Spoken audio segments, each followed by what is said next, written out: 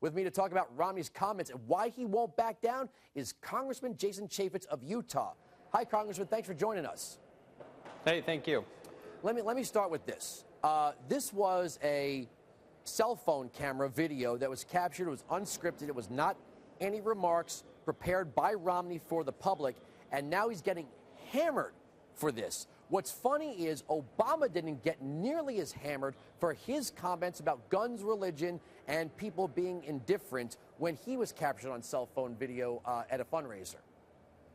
Hey, there doesn't seem to be any sort of balance. Everything from from that comment to redistribution comment to when he said when he stood up and said, so many of these things that the press and the mainstream press just does not report.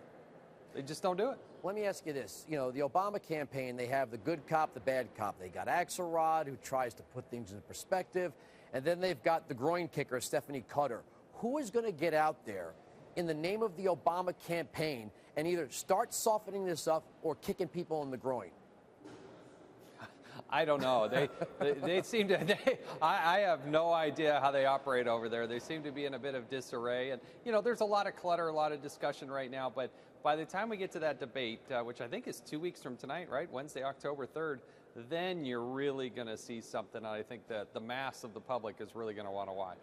Well, Romney has come out and said something that any semi-careful examination, you don't have to be a super wonk to figure this stuff out.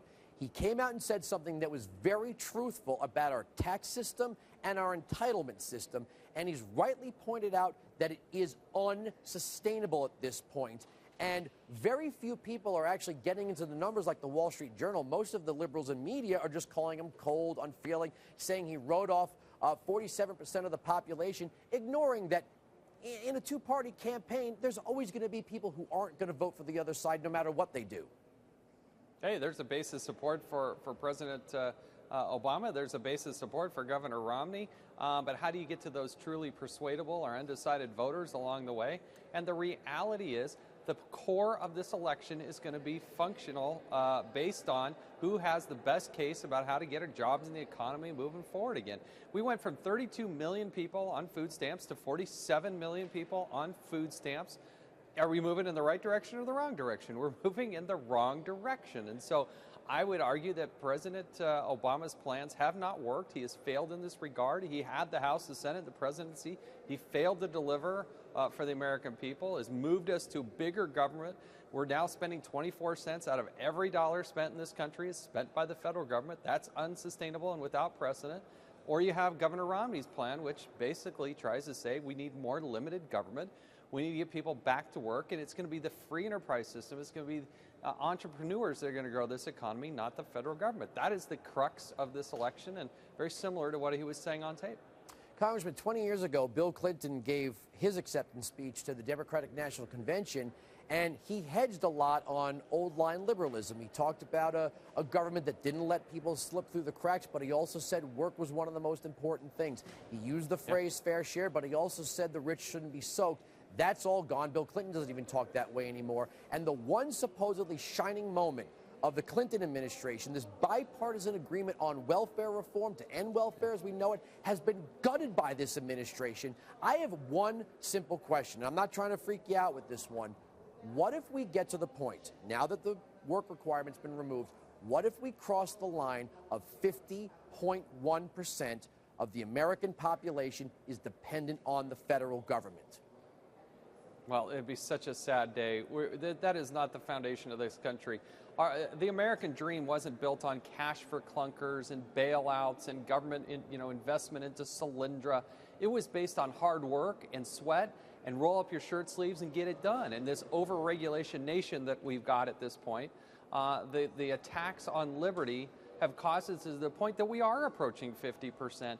That scares the living daylights out of a lot of people. It should the entire country. You can't just move towards that model. You've got to get more people back to work that are have more personal responsibility. And I think the majority of people actually want that. But if the federal government continues to get in the way, to meddle in their lives, to be overly bureaucratic, there's a proper role of government, but it's a limited role. And that's the discussion that we should be having in this country. Yeah, but here's the problem, okay? And I'm a conservative. I know this all too well. We are talking about taking away something that people have made what they consider their own property. You know, what's amazing about the way this goes with the entitlements is we've become a wants equals needs society. And when the government starts to give you money, you think about all the other stuff you can go out and buy. Hey, I want a new TV? Well, I need a new TV. Food, health care, somebody else should pay for that. That's the problem. You're talking about taking something away that never should have been given. Well, the challenge here is every decision that is made in the federal government, this Capitol building that I'm standing in, this body spends too much and is much too pervasive in every aspect of people's lives. And the decision government has to understand is when they decide to spend money, it's the decision to pull money out of somebody's pocket and give it to somebody else. And that's the challenge. Yeah, but if you're the somebody else, you're okay with that. See, that's the problem. What I'm trying to tell you is if you're the somebody, they've been creating so many somebody else's, and they're fine with that. Yeah. And this country can't, this idea that hey, we're just going to tax somebody else so I can live a little bit easier, I mean, there are bounds to that. You can't keep going in that direction.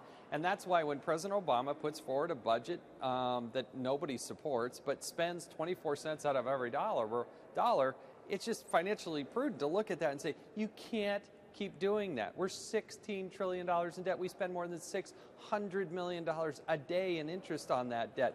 Here's another stunning statistic. Since President Obama took office until now, there are 143,000 additional federal workers on the federal payroll. That's not military, postal, or census workers. Those are bureaucrats who are getting in the way of those that are impoverished, who actually do want to move up the economic ladder. That's what the Democrats don't understand. Bigger government creates more impediments so that the smaller guy has a more difficult time of moving forward. The big ones, they'll take care of themselves. The small guy, that's what the president's getting in the way of. All right, last question. Let me ask you, where does the Romney campaign go from here? We know Romney's good with the numbers, paying capital, success in business, the Olympics. How does he translate the numbers into political gain? Look, when people ask themselves in their heart, am I moving in the right direction? Do I have more opportunity? Do I have less? Am I going to be able to pay my mortgage? How am I going to take care of kids? I want somebody of competency in that White House. And when they see mano a mano, when they see President Obama up there against Governor Romney, and they're thinking, who's going to make this country better? Who's going to give me more economic opportunity and freedom?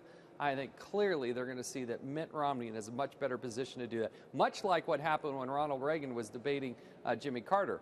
Reagan was behind, but when they saw them next to each other, the country realized that conservative position and Ronald Reagan was a better one. I think you'll see the same thing with Mitt Romney.